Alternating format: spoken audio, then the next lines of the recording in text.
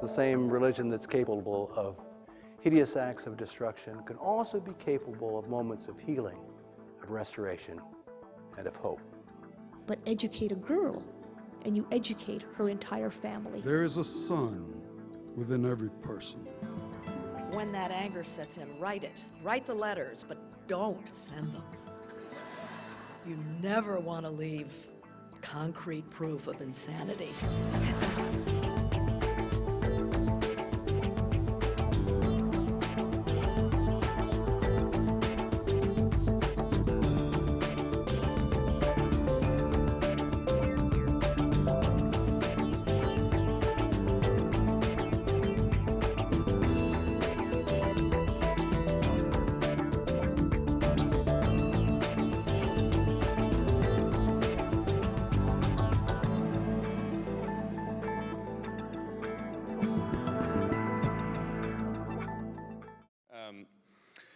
I apologize. I might be a little bit slow off the bat tonight. I've got a cold, so.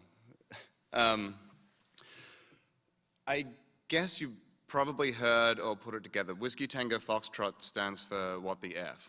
They're constantly screaming it over the radio when something happens. I mean, I heard it, hundreds of times in 1 week during the Fallujah offensive. When they would almost bomb, our position, thinking that we were insurgents, the Marines and myself, and within seconds, they would call these strikes off. We were so close to dying, and they would call over the radio, Basher 5-4, Whiskey Tango Foxtrot. I mean, so cold and emotionless, except it, captured a lot of what I actually saw while I was there. I mean, troops on the front line, like being shot at, and pulling a donkey out of a palm grove and trying to do the Crocodile Dundee taming of the water buffalo and things like that.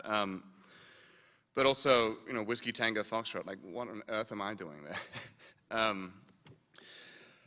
I've been going there for the last 5 years. I started in 2002, because I'd been working with refugees around the world since, like 97. And I realized, when I got to Iraq the first time, I looked at the Kurdish enclave in the north, at a state, all of whom at some point had been refugees in their life, and I wanted to see, what they had set up for themselves. But in 2003, when America promised to invade, I decided I needed to go back and try to hold the Americans accountable for a possible betrayal, like what happened in 1991. But when I got there, I decided that I needed to learn what combat actually was.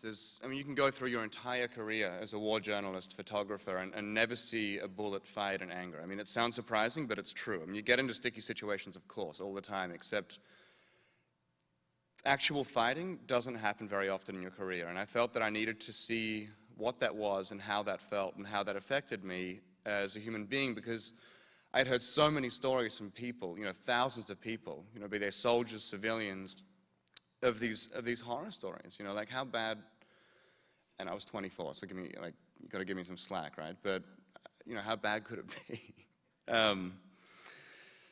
So I'll read a few sections of the book, and then, chat for a little while, and then hopefully take some questions.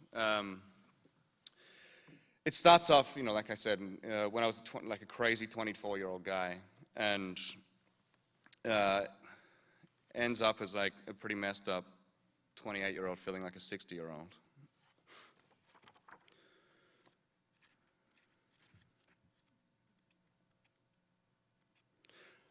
And the pictures that are on the screen are a selection of the work all through the book. There's only, I think, 24 there, except, and there's, more than 200 in the book, but it'll give you an idea of, the sort of stuff that I saw, like Whiskey Tango Foxtrot, see? Polish soldiers sunbathing while the Americans fight.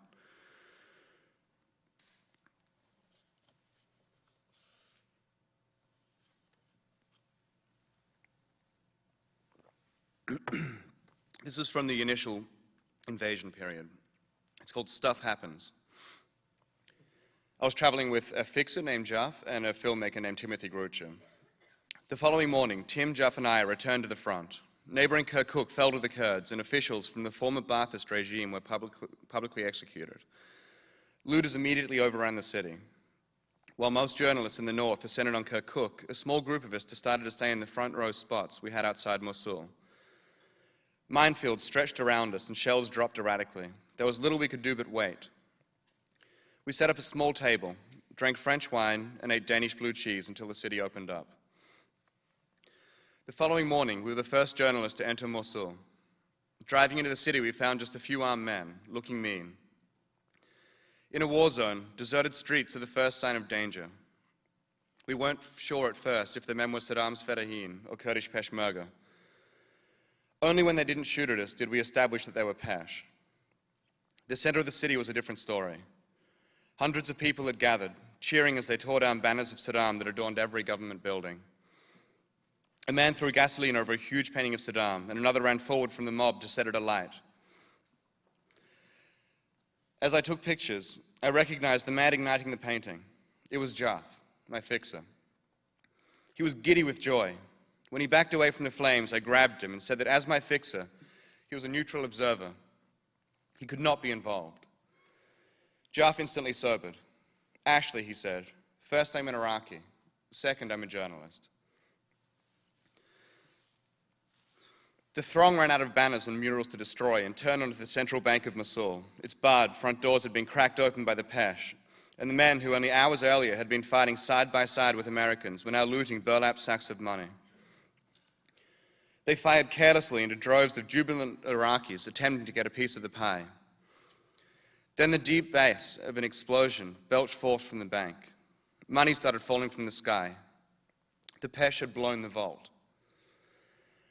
The madness wasn't confined to the bank. People ransacked military armories and set up arms bazaars outside them. Jaff desperately wanted to buy a gun, for safety, he said, but I wouldn't let him, believing as I do that it's unethical for journalists to carry weapons for any reason. When I came across a group of men trying to load an 18-foot rocket onto their truck, I thought I was hallucinating. If anyone wonders why that picture isn't in this book, here's the answer. We were driving pedal to the metal in the other direction. Looters were pillaging the United Nations oil for food supply warehouses. From afar, the storage facilities looked as though they were being attacked by ants. People marched out in lines, carrying sacks of rice and boxes of oil. At Saddam's Mosul palace, entire families looked for something to steal, light switches, door frames, whatever they could get. A man fell to his death as he tried to jimmy a banister from its fittings. Another man took a stab at it and managed to tear part of it off.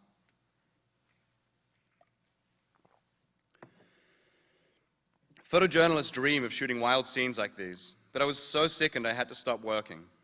Was this the freedom America had promised? Frenzied men with armfuls of cash wrestling free from crowds trying to rob their booty? America's Kurdish allies shooting anyone who got in the way of their meticulously planned looting spree? The entire infrastructure of Iraqi cities looted and torched? At the war's outset, I had supported it.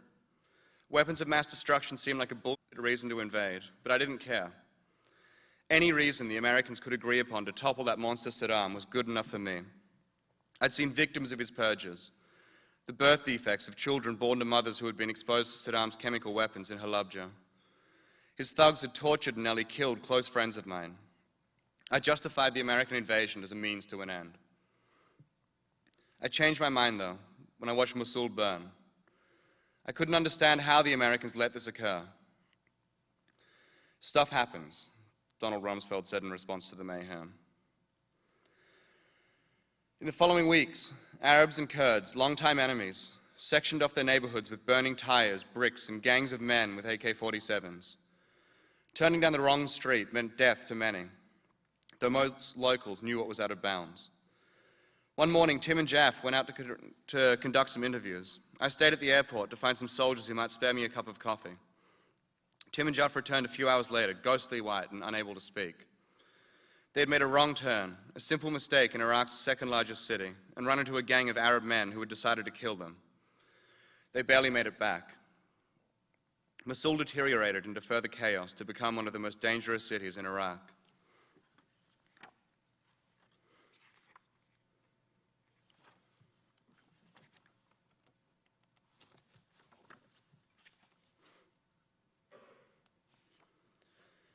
I don't normally read this section, but I think it's one of my favorite parts because it gives you a sense of what it's like to work at a mental institution like the New York Times. It's called the New Grunt. I'd been freelance all the way up until this point. In early 2004, Royal Jordanian Airlines began a direct service from Amman to Baghdad. A one-way ticket for the 45-minute flight cost $600. It was safer than driving, but threats abounded in the air as well. Insurgents routinely shot down military helicopters and had successfully rocketed a civilian plane taking off from Baghdad International Airport, or BIAP. To elude attacks, Royal Jordanian's little twin-engine Fokker would descend into Baghdad in what felt like an impossibly steep and dangerous corkscrew, leveling out at the very last second above the runway. I fell asleep during takeoff one morning, only to be awoken 2 hours later by the captain welcoming the passengers back to Amman. My neighbor explained that we had made it all the way to Baghdad, but fighting on the ground prevented the aircraft from landing. Arrival in BIAP only meant that we had jumped one hurdle. There were the sluggish and corrupt Iraqi customs, where bribes helped your small luxuries from planet Earth, only 45 minutes west, pass through unquestioned. Then there was the airport road. I hated this more than any other leg of the journey. It was a 10-mile stretch connecting BIAP to central Baghdad and was the most dangerous road in the world. The Americans named it IED Alley for all the improvised explosive devices insurgents planted there. The Iraqis just called it Death Street. Various options were available to make the trip: a military Rhino truck, a rocket and bomb-proof bus that made the trip every midnight, an armored taxi service provided by mercenaries that cost $2,390, or in my case, the Times' armored car, which would ferry me to the bureau, shadowed by an additional carload of gunmen intended to create a diversion in the event of an ambush. To really set my nerves at rest, Mark, then the Times' security advisor, would update me on the hellish state of the country, emphasizing each incident by pointing to the fresh examples of roadside bombs, suicide car bombings, and ambushes on the road. It always seemed to me he did it for effect. Well, Mark, here it is. It worked. My assignment in November 2003 was 2 months long, and my first major contract. In the past, I worked by driving around with a trunk full of beer, photographing whatever interested me. Filing every day, on deadline, was still a new concept, as was working directly under tough editors at a major newspaper. A small bit of comfort was that Juff had landed a job at the Times, too.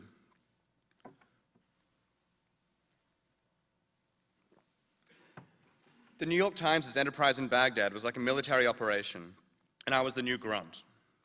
Ranked photographers snagged all the high-profile jobs, and it took the reporters a long time to warm to me. One miserable night in the newsroom, I sat alone drinking beer, trying to work out what the foreign desk was thinking. Did they like my pictures? Was I doing my job properly? I had no feedback from anyone. 2 photographers strolled in and announced they were leaving to attend a party at the Hamra Hotel. I don't know why they bothered telling me, since no invitation was extended. Well, if war photographers had a club, I decided I didn't want to belong to it. I was so uncertain of my standing at the Times that if I was exhausted, rather than nap at the bureau, I'd take a driver and have him roam Baghdad's streets while I slept in the passenger seat. I'd tell the driver to wake me if he saw anything interesting. A photographer's mobility on the streets of Iraq was a good indication of the country's state. On this rotation, I could drive about freely in the mornings and evenings, talking to people, photographing what I wanted with little incident. Not 6 months later, most foreign press was confined to heavily guarded hotels and houses. But this didn't stop us from being attacked. The Palestine was hit by a double suicide bombing, the first one opening a gap in the blast walls around the complex, the second, a concrete truck laden with explosives attempting to pass through before getting caught in barbed wire and blowing up. Another suicide bomber destroyed an entire wing of the Hamra Hotel. When we could leave, a small militia was dispatched to protect us. Almost all drivers were armed, as were the translators. I knew of a few reporters from various news outlets who had carried weapons at some point, though this practice was stopped when security was beefed up.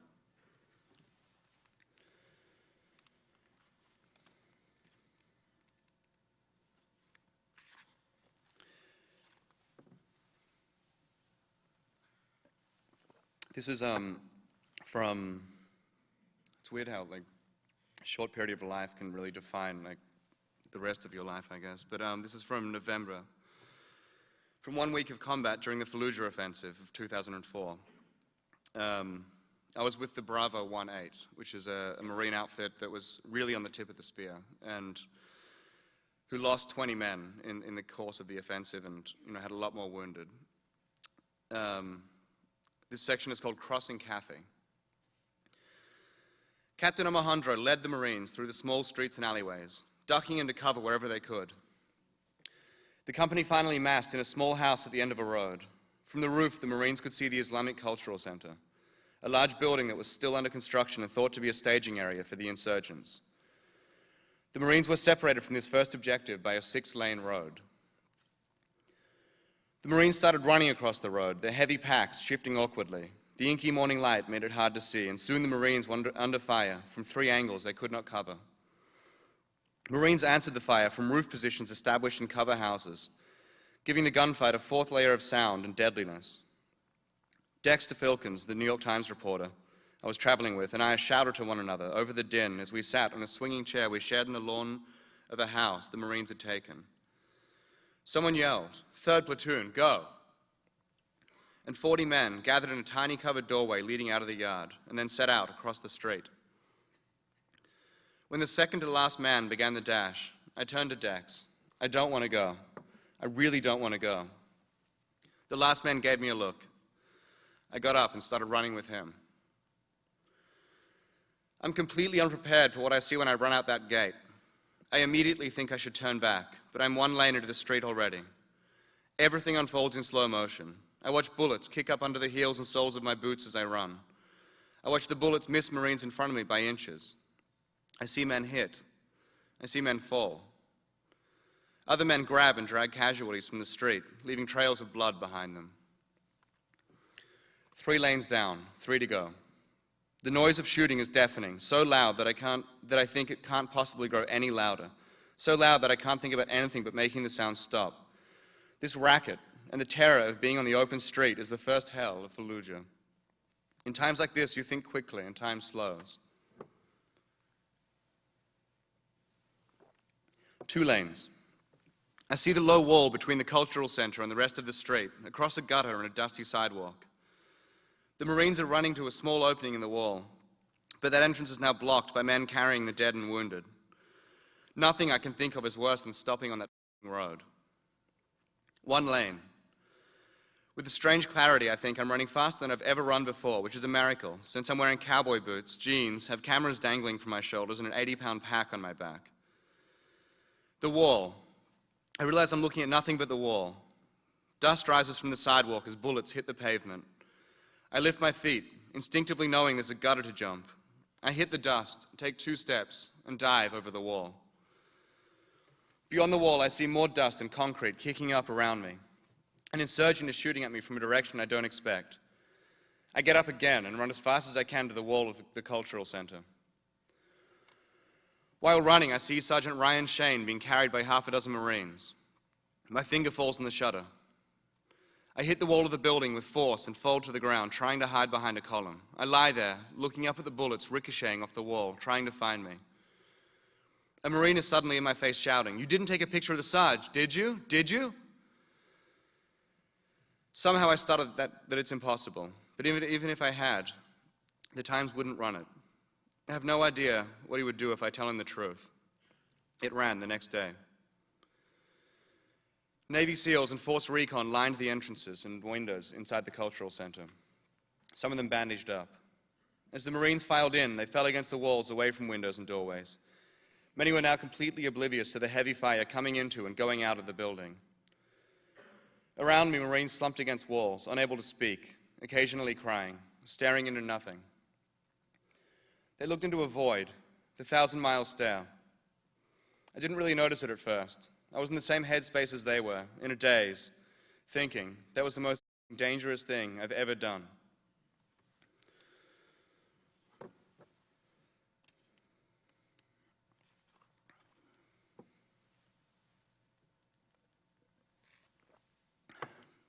This is the end of the chapter of Fallujah. It's called The Last Man. The company's final objective in the Battle of Fallujah was to get to the southernmost point of the city. Along the way, the Marines passed through houses, not through the doors now, but through the holes they had blown in the walls with rockets. They found huge piles of mines, surface-to-air missiles, ammunition. Other units found car bomb factories, insurgent propaganda offices containing computers used to edit beheading videos, torture rooms, and tiny dark prisons with shackles and chains and wheelchairs used to strap down kidnapped hostages. I photographed the men while they pushed south, encountering more heavy fighting.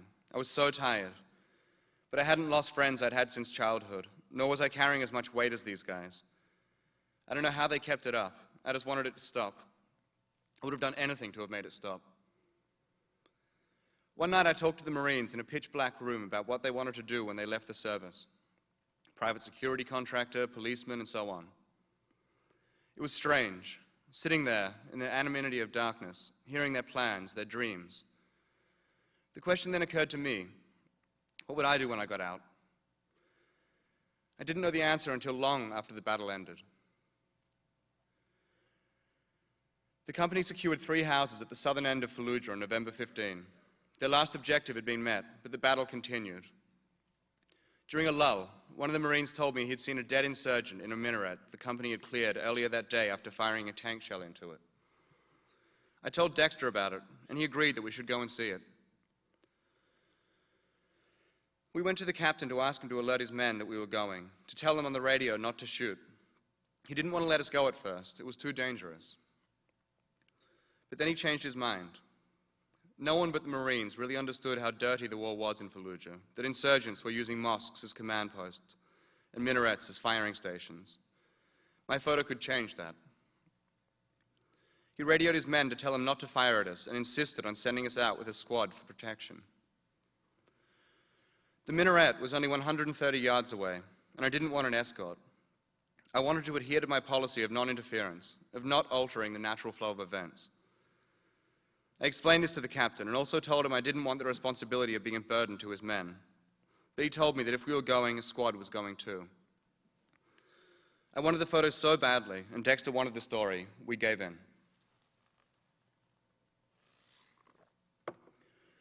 We ran to the house where the escort squad was located. They seemed surprised that they were going out there to protect us, as though they didn't want to go. Under their captain's order, they kitted up. I ran behind them towards the minaret thinking, I shouldn't be doing this. I'm crossing the line.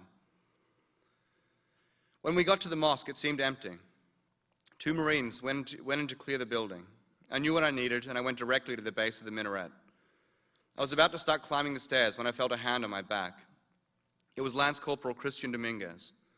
We need to go first to make sure it's clear, he said. I argued with him that I should go first, but there was no point. Dominguez's friend, Lance Corporal William Miller, started up the sharply turning stairwell, with Dominguez close behind. I followed them up at least 3 flights of stairs, all dark and covered in rubble left by the tank shell fired at the insurgent sniper I wanted to photograph. Our boots crunched on the steps as we climbed. The sun began to light a path up the stairwell. Being able to see better gave me hope we'd be out of there soon. But then a shot rang out, and another, and another, and another, and another. Dominguez pushed me, knocking off my helmet, shouting something like, "Run, run, run," as we fell back downwards into the dark. Somehow I managed to get my helmet back on as we tumbled down the stairs. I was covered with something warm and wet. My face, my jeans, my cameras, everything. I thought or hoped that it was water, set loose from a camelback pierced by one of the shots. When I stopped falling, I knew it was blood. And I started crying and running and mourning. Not a day goes by that I don't think of that minaret and Miller's crumpled, bloodied body. A battle finishes when the last shot is fired, when the last man falls. In the case of Fallujah, the battle will never finish. Not really, not for me. Many others fell after that day, but for me, Miller was the last. While combat has a beginning and an end, those who experience it dwell on what happens between those 2 points.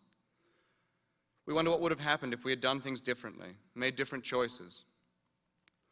We wonder whose lives could have and should have been spared. I still wonder.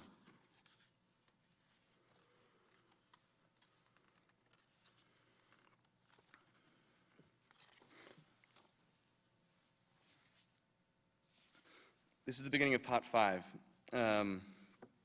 It's called Yes, I Had Post-Traumatic Stress Syndrome.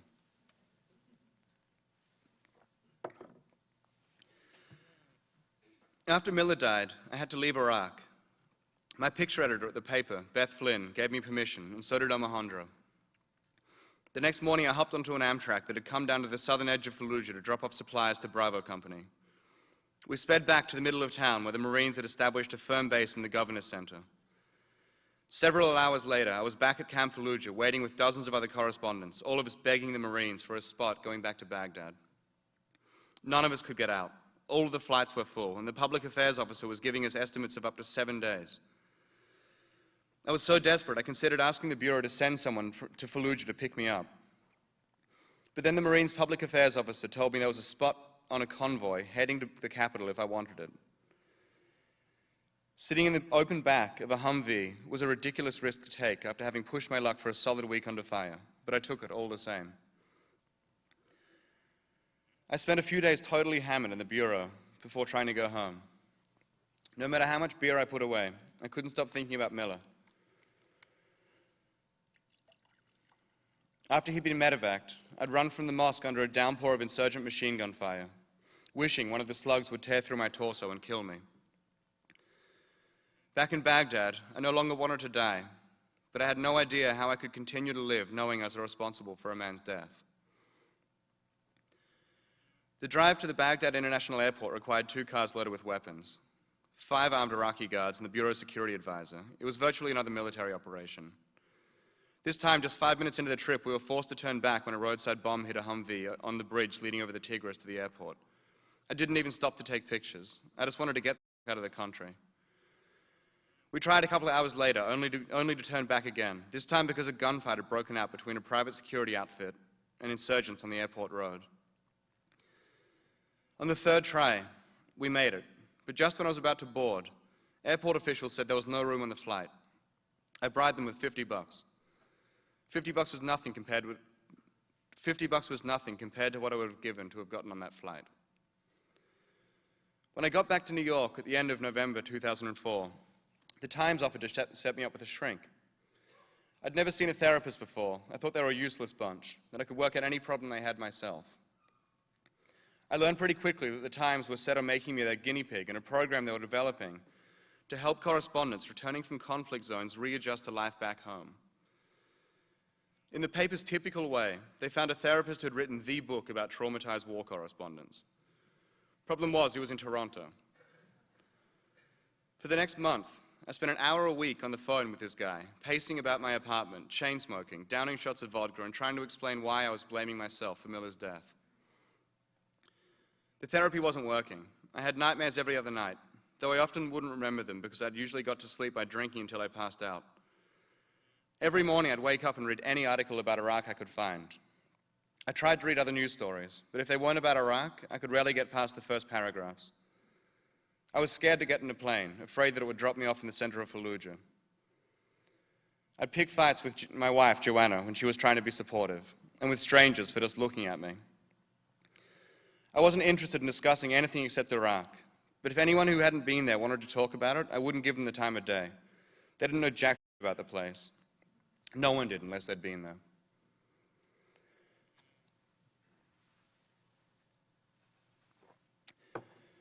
My shrink in Toronto recommended one of his colleagues in New York. This guy had also worked with journalists returning from war zones, as well as with refugees. He got my respect for that. I went to see him. Over the next few months, I learned that my benchmark for normality had become Iraq. I had come to see that any other way of life was a waste of time, to believe that being happy in New York when Iraqis were miserable was arrogant and wrong. In those 2 months, I started to snap out of it. I realized it was unfair, both to myself and to the Iraqis, to see life in Iraq as normal. Getting shot at isn't normal. Car bombs going off every day isn't normal. Celebrating by firing AK-47s into the sky isn't normal. Seeing people suffer and die every day isn't normal. On July 14, sorry, I actually introduced my wife as my wife when she was actually my girlfriend, so I ruined the surprise. On July 14, I asked Joanna to marry me. She thought I was joking. I asked her again, and she said yes, even though she still thought I was joking. When I told my shrink the news a couple of days later, he sat back in his chair and told me that for the time being, I didn't need to see him. I mean, obviously I'm still seeing a shrink, but what it goes on to in the rest of the text is my return trip, which is I call getting back on the horse, because I mean, I hate to admit it, except, I think a lot of correspondents, do say it in private, that, I mean, Iraq is like a drug, and people tend to relate that back to the idea of, crack cocaine and the adrenaline and the whole bit, but it's, the adrenaline and that idea of, surviving against all odds, I mean, it's a thrill, but that thrill when you actually see men dying around you, whether they're Iraqis or Americans or friends or both. I mean, the thrill wears off pretty quickly, and you realize the adrenaline is actually there for a reason, which is to get you the hell out of there as quickly as possible. I mean, I got back on the horse because this story is so compelling. The story is so important, and as the coverage goes on, I mean, there's less and less of it in the newspapers, and that's for a variety of reasons. Largely because there's so few reporters there anymore. I mean, at any given time, back in 2003 during the invasion, you had around 1,000 reporters embedded with the military and then a handful of them around the country as unilaterals. I mean, today, at any given time, you've got around 5 reporters and photographers that are embedded. This is for the biggest story that's facing, in my opinion, our generation. 5 reporters that are embedded and with the military, and then maybe a dozen more, this is Western reporters, a dozen more that are, working from hotels and houses in Baghdad. I mean, it's become so dangerous, and, this is one thing that I hope this book really points out to people, that everybody who works there, regardless of your position, whether you're working as a civilian in the embassy, whether you're working as an NGO trying to help Iraqis, whether you're a journalist, whether you're a soldier, whether you're an Iraqi, no matter what your relationship with that country is, you come back with some amount of trauma. I mean, everybody has their own minaret. I mean, my touchstone, I guess, for how bad it can possibly get is that day, in the minaret. But everybody's got that, and I think that. I mean, I was glad last week that this dialogue about post-traumatic stress disorder opened in the States, but I mean, it got shut down just as quickly when that report about homeless Iraqi vets living on the streets. But, we're going to see a lot more of this as time passes. And if it's not addressed, then we're going to have a very, very serious problem in our hands. I mean, this isn't, these guys don't want to come back necessarily and talk about what they saw over there. I mean, it's like I said in the book, like, if you weren't there, you don't know jack. I mean, obviously I realize that that's not true anymore, except that took 2.5 years of therapy. I mean, that said, I think the press has done a relatively good job. I think the Times have led the coverage simply because they've invested more reporters and more money into the story while everybody else is pulling back on it. Producers say it's too dangerous, they say it's too expensive. Where they're pulling back, the Times is beefing up the bureau. I mean, we've got a fabulous staff, but our greatest failure is, I'd be interested to hear what you've got to say about this because I'm sure you will all have something to say about it. I think our greatest failure is that we haven't actually been able to show how bad it is. Like, we can't travel the streets throughout the country anymore. We used to be able to drive anywhere we wanted in the country relatively safely. I mean, now we can't leave Baghdad. Like, we can't, and even in Baghdad, we can't go to certain neighborhoods. We're so confined to what we actually see firsthand that we can't really tell the entire story. And, while I think that it's still massively important that we're there. I mean, even if we're seeing a 1/16 of the story, then it's better than seeing none of the story. But, if we could hang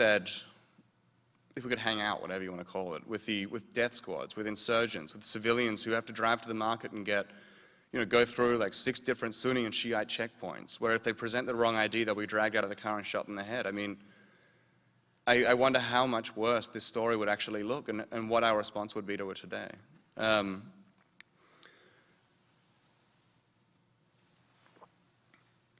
The other thing that's, well, I mean, I guess more recently, the thing that's been kind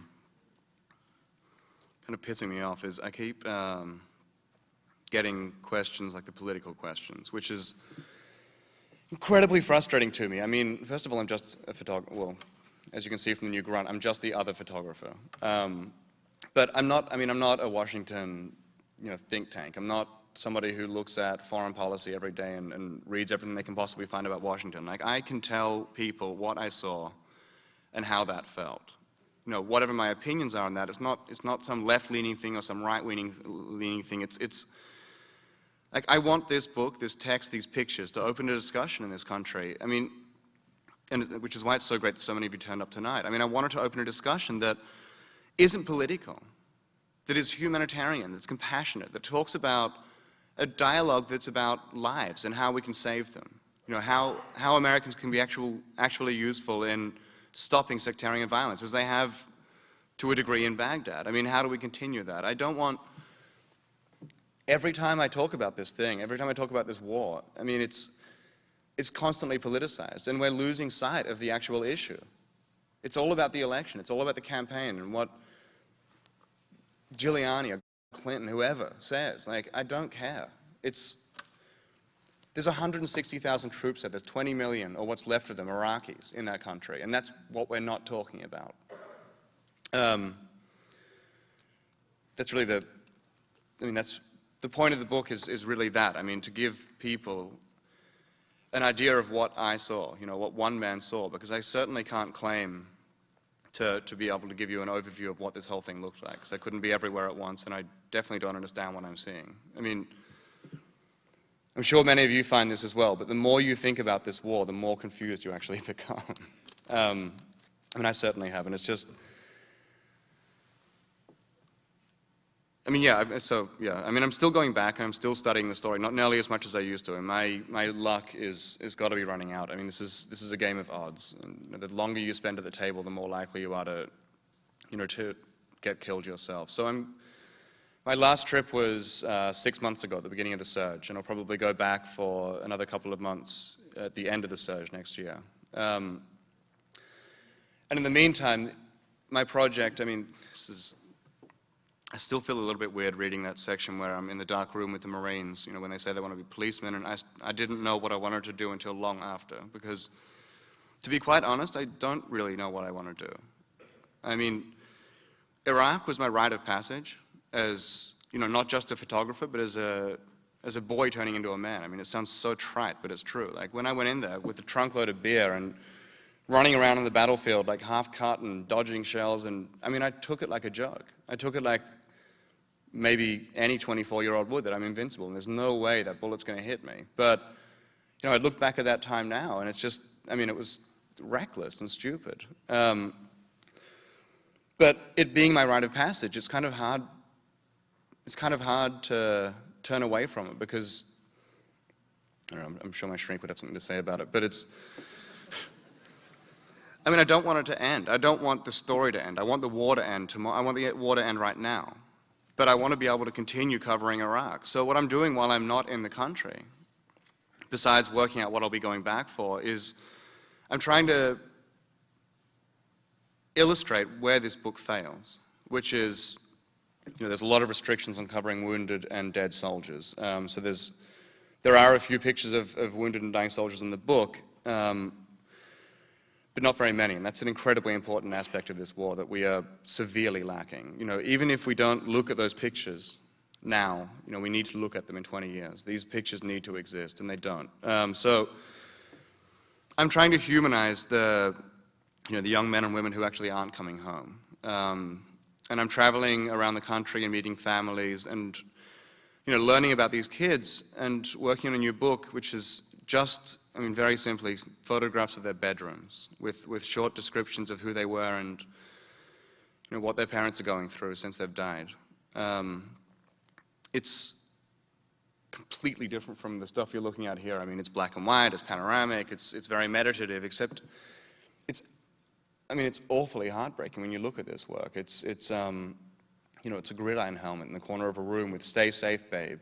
A little note from his girlfriend before he went off to Iraq, or, an 18-year-old bottle of Macallan's that he kept the empty bottle of because it was the only time he could afford it and he loved it that much. Or it could be the toy dinosaurs that he would play with because he was an 18-year-old boy. I mean, this is where the press's coverage is severely lacking. I know that we do the obituaries, and I know that they have little, you know, this is who died in Iraq today on the television, except as one mother in Arlington National Cemetery told me, you know, you see these names and you see these obits, and by the time Letterman comes on, you've forgotten. And I want to make sure that we understand. It's weird how you say we, like Americans. I'm Australian, but I'm trying to become American. That we as a nation actually begin to understand the power of that word sacrifice. It's bandied about like it means nothing. I mean, this is, every time you see one soldier killed in Iraq, you know, one soldier or Marine killed in that country or Afghanistan, you know, you don't look at that as one person. Look at that as an entire family. Multiply it by 100 friends and family who have got this hole in their heart that will never, ever be filled again. This void that can never be filled. And hopefully that's what the new work will do, because that's what this book, you know, while I talk about Marines in soldiers in the photographs who did die, you know, days after I made their photo, the idea of that being to humanize them, it's not enough. I want people to really understand what war is about, which is death. I mean, there's that old Plato, well, apparently Plato quote, that the only soldier who's seen the end of war is the dead one. So that's what I'm doing at the moment, and if anybody has any questions, then apparently you have to ask at the microphones.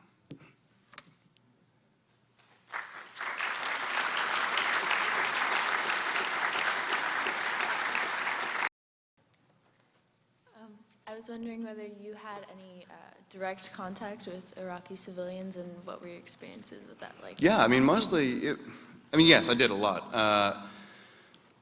I mean, you'll see in the book that it goes, it's interesting. I mean, in part one, it's almost all Iraqis. There's like a couple of Americans. And then in, you know, part four, at kind of the height of the book, it's all Americans, and the only Iraqis that you really see are dead ones. And that was a direct sign of how my access was changing rapidly, you know. So, I mean, the responses that I had from them were good at the beginning. I mean, they loved having us around, and they loved seeing us and talking to us, but then it got to a point where, like, what are we doing? Like, how is this helping them? Like, life still sucks.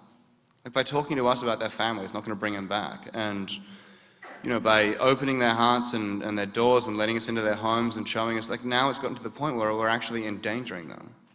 You know, there's two reporters that continue to do fantastic work with civilians, which is Elisa Rubin and Sabrina Tavanisi. They're both, first of all, they're doing it because their hearts are with the civilians. They always have been throughout this conflict, but also because they can actually get around a lot easier than we can.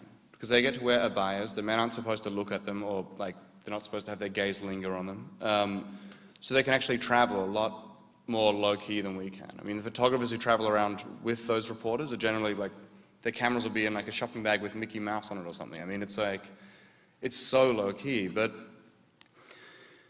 I mean, some of the time I feel like the Iraqis see us as spies, and I understand why that is. It drives me nuts, except, you know, for 25 years, they had state-controlled press, where everything was okayed by the government. So all of a sudden you have this idea of free press, and, you know, we're not, the New York Times or the Washington Post actually doesn't work for the government. It was really foreign to them. And now, today, you know, I was about to say that there's a free press sort of growing in Baghdad, but it can be debated as well. I mean, today, like, all of the newspapers are connected with a political party or a militia. You know, so of course, when you introduce yourself as a reporter, they're going to think or ask, who are you connected to?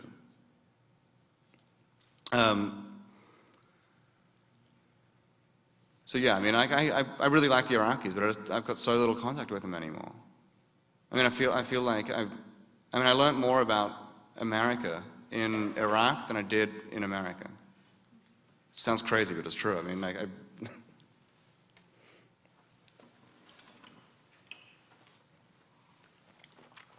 Hi. What made you go into this field? What was like the decisive moment where, I mean, with photography, you have all kinds of things you could do, like here in the States or anywhere else. But what made you go into this certain field, and will you ever stop doing it and go into another field? I don't know about whether I'll stop doing it or not. I can't answer that. I mean, I think that, you know, your priorities change. as you get older. You know, like I got married and I started going to Iraq less. You know, I plan to have a kid. I'm sure that that's going to like, completely like upend my entire world. I'll probably start photographing like flowers and puppies or something. But as far as why I got into it, there wasn't really there was an experience that really drew me towards this. When I was toying with various things, I mean, I've always been drawn towards social issues, like always. Whether it's graffiti artists, whether it's junkies, whether it's skateboard isn't really, I mean, it was sport, but you know, I was doing a lot of that sort of work, social issue work. And eventually that led me to photographing demonstrations and news on the streets, until I met with a photographer who mentored me, and he was working for the State Library of Victoria in Melbourne. And he had a commission to photograph the Kosovar refugees who were, you know, in the safe havens in Victoria. And when I met them, I was actually talking about this before the show, when I met them it was, I mean, I didn't believe their stories. I didn't believe that somebody who had been your neighbor for 20 years could come in, take your baby, cook it in the oven while they made the woman watch, and then try to kill her and her husband. I mean, how people could possibly do that to one another. And then the refugees come to Australia after going through things that I still can't even imagine how awful things like that must be. And then they try to eke out an existence for the rest of their kids. I mean, this drive, like this, it's impossible to extinguish this drive that human beings have to support and look after their kids. I mean, just to provide for their children and to go on in the face of all odds. And when I saw that, I mean, that was so inspiring, heartbreaking and inspiring at the same time. Heartbreaking that they'd been through it, but inspiring that they still wanted to try to set up a free homeland, to bring up their kids in, to have a future in. That, I mean, it continues to inspire me today. Got to remind myself of it sometimes, but it does.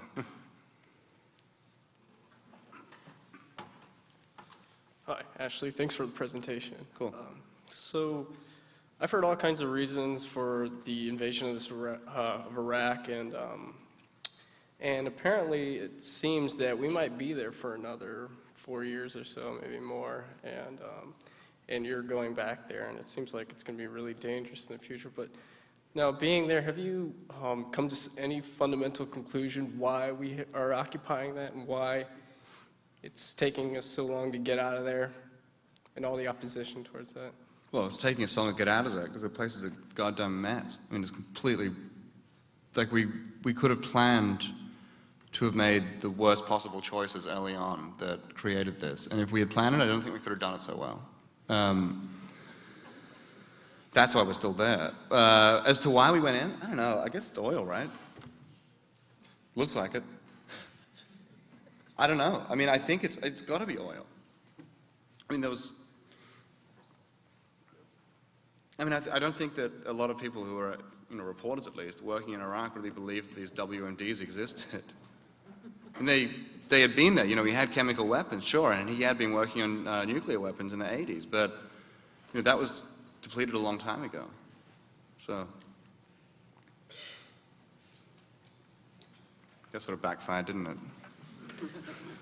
In the introduction of your book, it talks about the downtime of war and that there are specific seconds and moments where it starts where traumatic events unfold and a lot of anxiety. Because the nature of your job in war photography involves documenting trauma, what is it?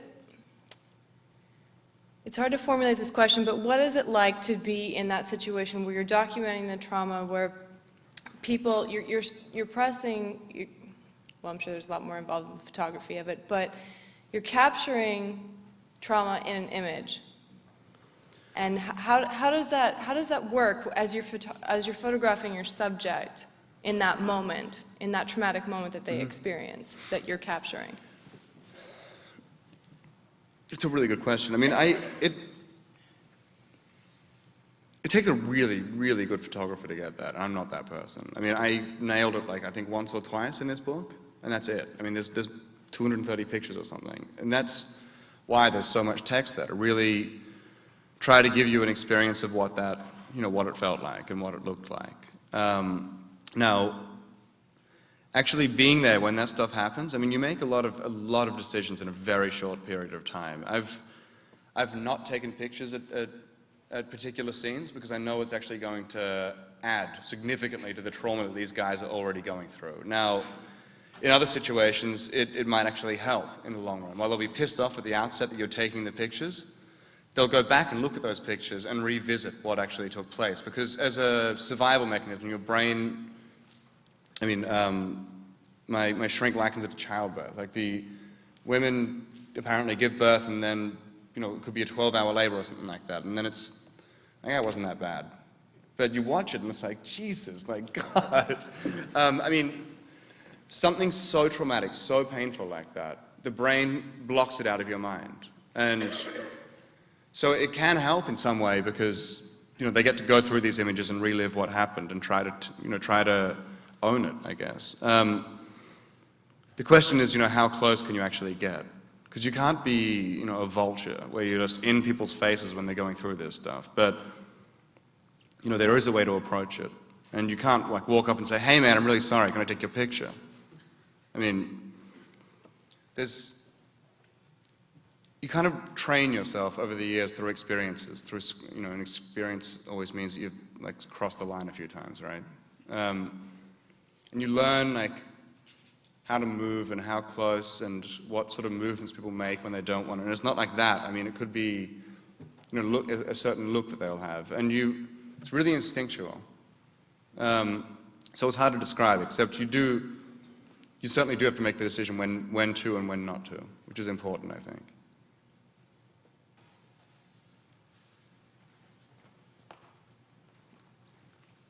Hi, I'm also a fellow photographer. I just wanted to say that you have some pretty compelling images, and I'm glad that you came here and I got to see you. Thanks.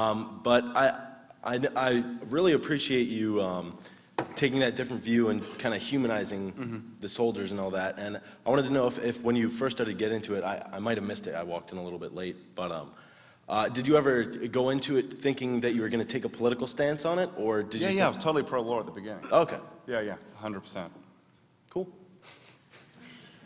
I mean, the thing is, it's important to point out. I mean, at the beginning, I was really hardcore pro-war. Like, wanted Saddam out, any way out. Like, I wouldn't have given a if Saudi came in to get him out. The guy was a pig. I mean, I hated him personally. But you know, when I did start becoming anti-war, I'm not talking about, you know, like anti-war in Washington, or anti-war when you go to a protest. I'm talking about anti-war in every single country. That like, this is something that nobody should ever, ever, ever have to go through. And whether it's 1,000 years of diplomacy to stop something like this happening again, it's worth it. I mean, it's worth it. It could be a lot of talking, except nobody should have to experience war. So it wasn't just a pro-Iraq war to anti-Iraq war. It was pro what I understood, that there was such thing as just war, and now I realize that that's not the case. I was wondering what you meant by when you said that you learned more about Americans being in Iraq. Like, do you feel like you saw a different side, or? Yeah, I mean, you know, these guys don't come from New York and LA and you know, the East and West Coast. Like, they come from the middle of the country. And, you know, they're guys that will make agreements with you and you'll shake hands, and that's got more value than any contract you'll ever sign. I mean, they're miners, and they're guys that join the military to get out of dead-end towns where they would have become crack dealers if they had stayed.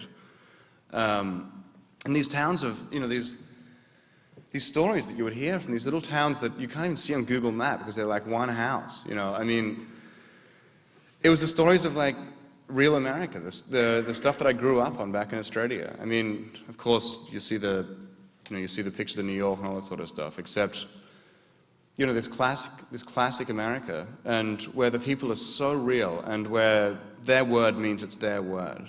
And what they were going through out there, you know, like, I don't want a dead-end job on a farm, and I don't, like, all of these, I don't know, I feel like when I'm living in New York, I'm living some, like, weird plastic existence, you know. It's just like everyone's, like, busy trying to climb on top of you to get to where they want to go.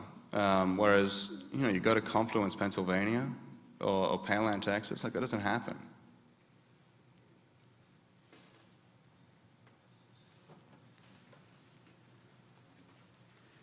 Are there any more questions from the audience?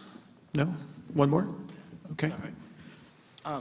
As a photographer, when you go into like a battle area or a conflict area, for somebody that might want to or is going into that, what advice can you give them as far as dealing with the people, dealing with the two sides that's there, you know, how to get by, or, you know? Keep as small as you possibly can.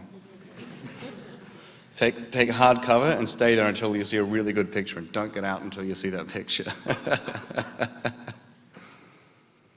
I mean, you learn how to deal with it. I mean, it's just, like, I ease myself into it, you know, because I had all these years with refugees and working in pretty violent situations before I actually got to war. So I had some inkling of, you know, what it was like. But it's pretty instinctual. It's instinctual again, you know. Like when you're getting shot at, you run pretty fast. Hi, I'm wondering, when you first started going to the region, did you portray yourself as an Australian or an American? Totally Australian, man, all the way through. It's amazing. You turn up on a military base, or even like, you know, a bazaar in Syria.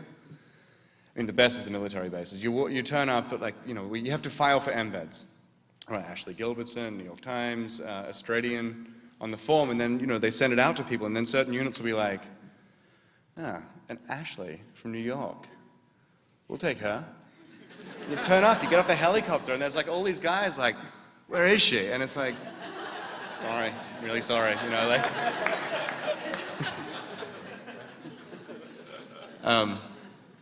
Last one.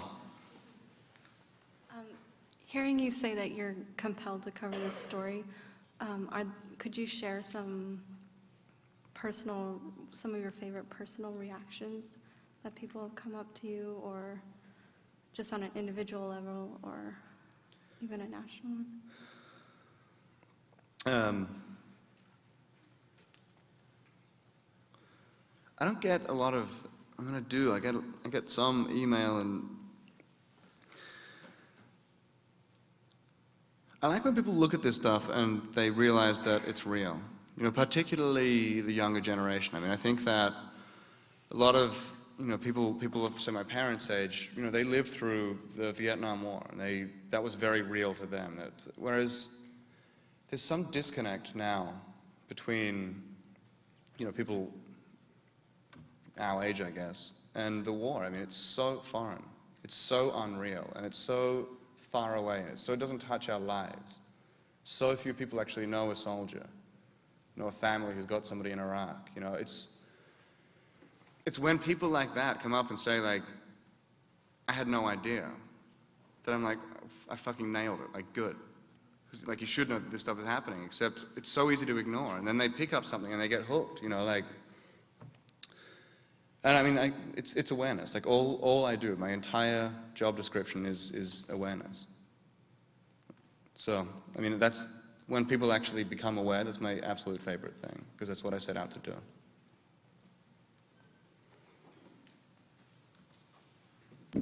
Ashley, we really want to thank you so much for coming to Santa Barbara. It's been a great honor for us to have you here. You guys were great. Thank you. Thanks.